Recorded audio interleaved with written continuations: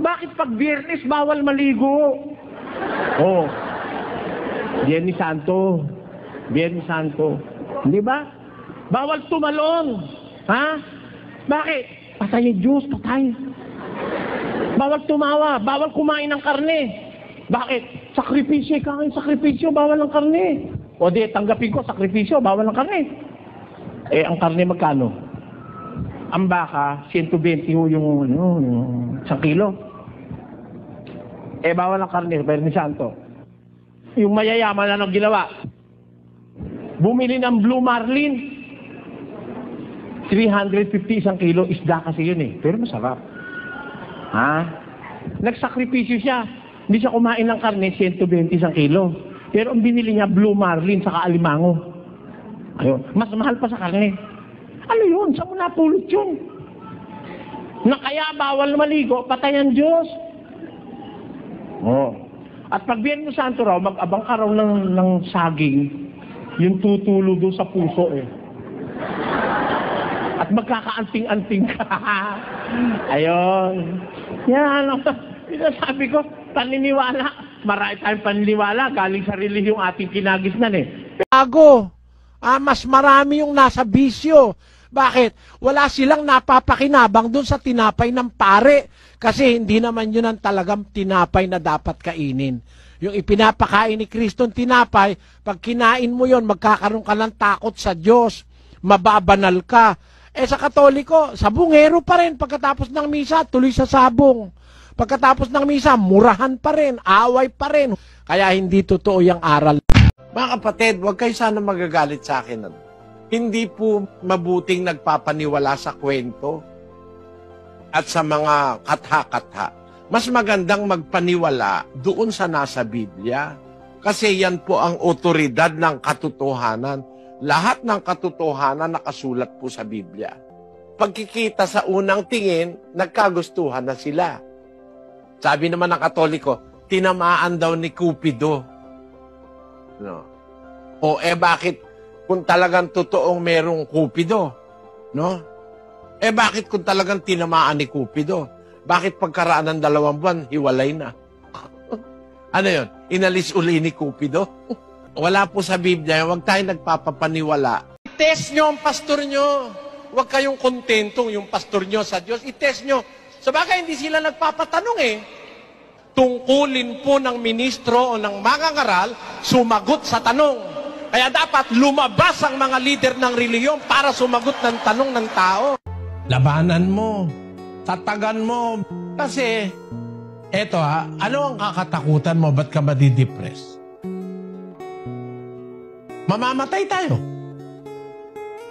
Kahit sino, mamamatay naman eh. Ba't ka madidepress?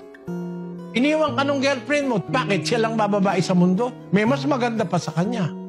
Iniwan ka ng nobyo mo. Ba't ka madidepress? Hindi, maghintay ka lang. Mamaya mo, may mas magandang inihahandaan Diyos sa'yo. No?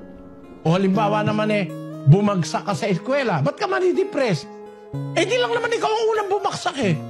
Sana, kung ikaw lang ang isang bumaksak, mag-iisip ako ng malalim.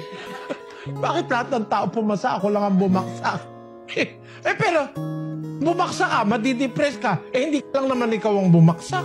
Napakarami nang nauna pa sa'yo.